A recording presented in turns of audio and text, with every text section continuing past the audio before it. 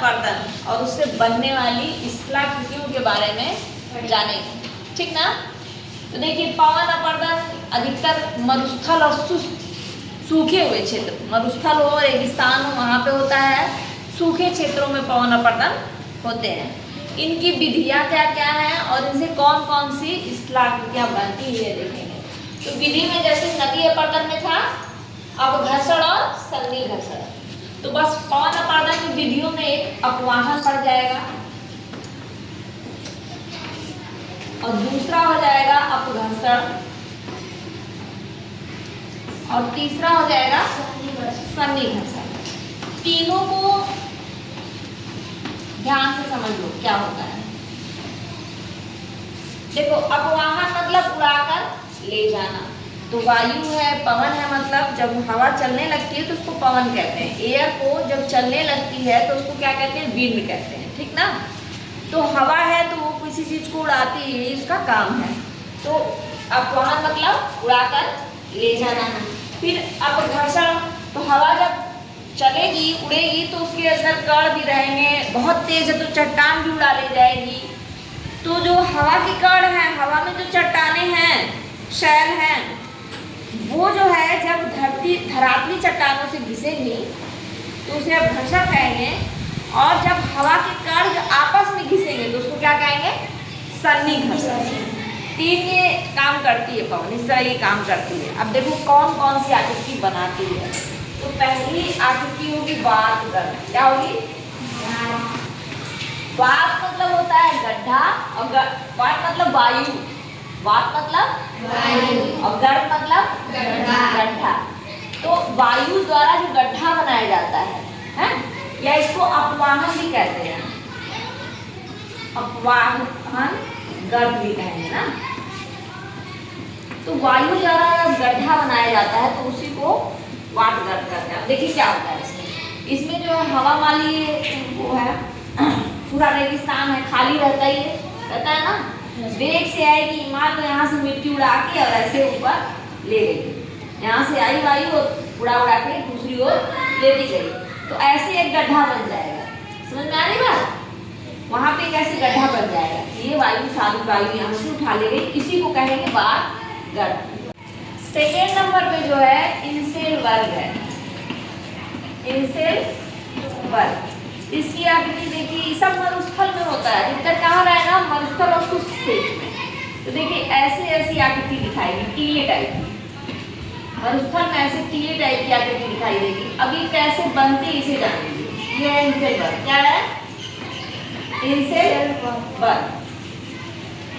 ये टीला कैसे बनेगा, जैसे जो धरातल है वो चारों ओर एक ही टाइप की चट्टानें नहीं होती, कहीं मुलायम होती है, कहीं कमजोर होती है, कहीं मुलायम होगी, कहीं कमजोर होगी।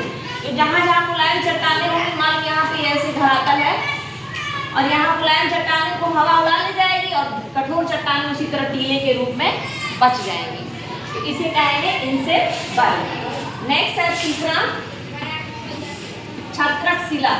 क्या है, छत्रक शिला।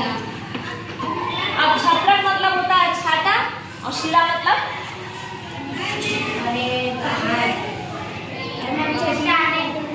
हाँ चट्टाने।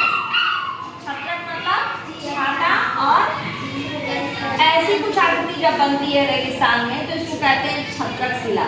ये कुछ क्या रहेगी, टीले छाते की आकृति बन जाएगी। अब ये कैसे बनेगी इसे देखिए, जैसे ये पूरा रेगिस्तान है और हवा आई और मान चट्टान खड़ी चट्टान थी और इधर से हवा आई और इधर से, दोनों ओर से क्या आई, हवा आई और धीरे धीरे इसको काटने लगी। क्यों नीचे काटेगी, ऊपर क्यों बच गया, क्योंकि जो हवा होती है उसकी डेंसिटी, जो घनत्व होता है, मतलब उसमें धूल कण जो ज्यादा होंगे कहाँ होंगे, नीचे की ओर होंगे। ऊपर धूल कण क्या होंगे, कम होते जाएंगे। 6-7 मीटर तक धूल कण बहुत ज्यादा होते हैं, उसके बाद हवा में धूल कम हो जाती, चट्टानों के टुकड़े रहेंगे, ठीक ना। मरुस्थल में तो खूब हवाएं सबसे सब चलती हैं क्योंकि वनस्पति कम होती है, तो चट्टानों के जो टुकड़े हैं वो नीचे ज्यादा इसको आघात करेंगे और ज्यादा अपवर्तन करेंगे। समझ में आ रही बात, तो ये नीचे का ज्यादा अपवर्तित हो जाएगा और ऊपर का छाते की आकृति में रह जाएगा, तो ये हो जाएगा छत्रक शिला। नेक्स्ट आकृति है भूस्तंभ। अब अगर कहीं ऐसा हो गया कि कहीं कोई चट्टान ऐसी है कि पूरी मुलायम है और ऊपर थोड़ी सी क्या है, कठोर, तो जब हवा चलेगी तो नीचे तो करेगी ही, नीचे क्या करेगी, आघात करेगी, अपर्दन करेगी, लेकिन ऊपर कठोर चट्टान उसको क्या करेगी, बचा लेगी थोड़ा सा। ये भी छत्रक शिला की तरह है, इसमें पूरी मुलायम चट्टान थी, इसमें ऊपर की चट्टान थोड़ी सी क्या है, कठोर है। तो ऊपर अगर कठोर चट्टान आएगी तो मुलायम चट्टान को बचा लेगी। तो इस टाइप का जो आकृति बनेगी उसको भूस्तंभ कहेंगे। पांचवी आकृति है ज्यूजे। क्या है, ज्यूजे। और उसके बाद है यार्डांग। ये सब है अपर्दन की। और सातवीं ड्राई काउंटर। Dry counter.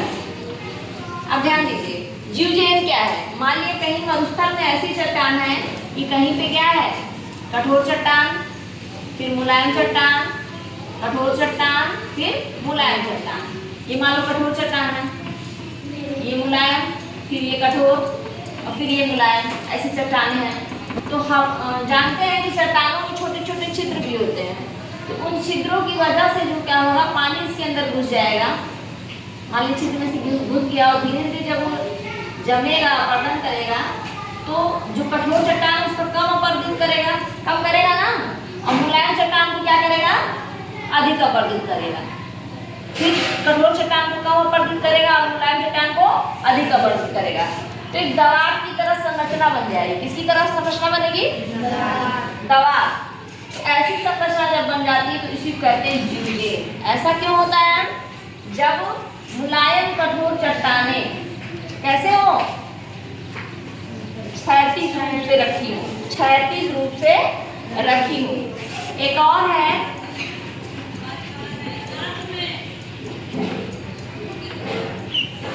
जालिका शिला या जालीदार शिला, और है जालीदार स्वर्ग, पुल और खिड़की, पुल और,